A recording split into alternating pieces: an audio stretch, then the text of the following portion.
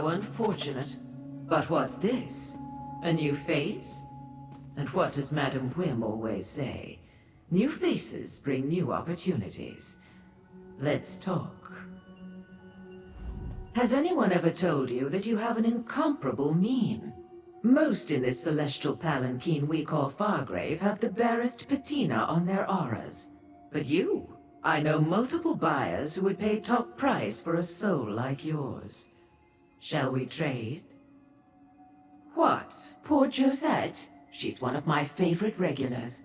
At least she was, before the votives affected her.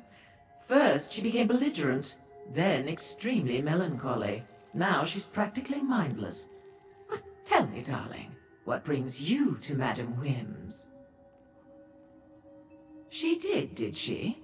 All true, but I hate to brag. She's an unusual mortal, though, isn't she? Our darling of the alleys. And clever. She sent you so as not to increase her tab at the House of Whims. As a new customer, your first transaction is free. Ah, two topics on the lips of many a Fargravian. The Daganists are mortal rabble with a fetish for destruction. The votive runes are prayers to their prince made manifest. Spells that seem to affect only mortals, like poor Josette here.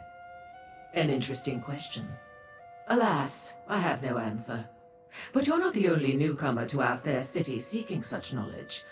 My eyes about town tell me that Lyranth the Dremora has come to Fargrave. She's in the shambles, searching for Sister Seldina. You want more?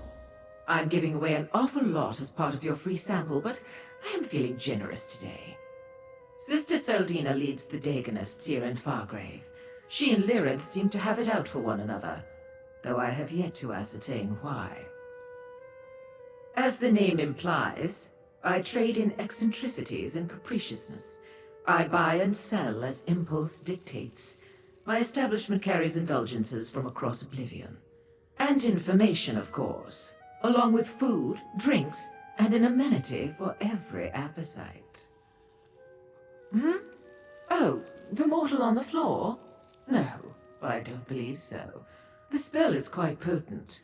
I suspect the votive runes have a darker purpose than simply elevating emotions and turning mortals into mindless husks. Pity the grasp refuses to investigate. The grasp of the stricture. They enforce law and order in Fargrave. The stricture is a covenant that binds all Daedra and allows us to operate somewhat in concert. Since mortals aren't bound by the covenant, the grasp tends to pay them no mind. An apt description, if somewhat inaccurate. They do enforce Fargrave's laws, but in ways that won't always be comprehensible to the limits of mortal understanding. Try not to commit any crimes in front of them, and they won't harass you. Probably.